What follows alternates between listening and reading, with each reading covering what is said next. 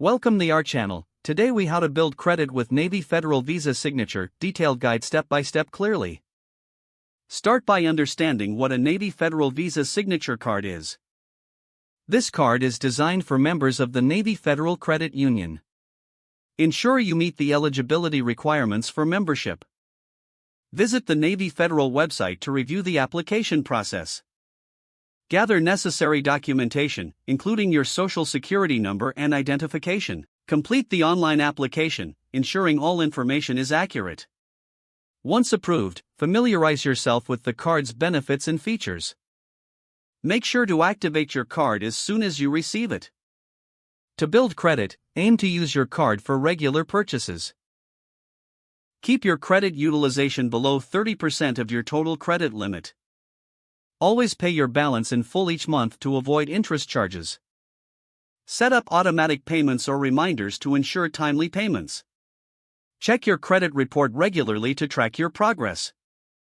Consider using your card for recurring bills to establish consistent usage. Limit the number of hard inquiries on your credit report by avoiding multiple credit applications.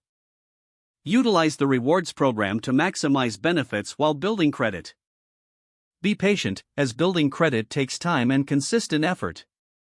Monitor your credit score regularly to see the impact. Adjust your spending habits and credit usage as needed to maintain a healthy credit profile.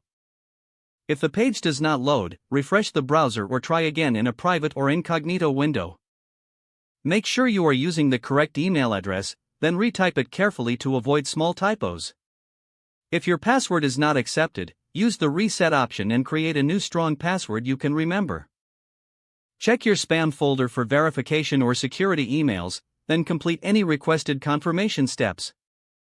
Enable two-factor authentication if available to improve account security and reduce unauthorized access risk.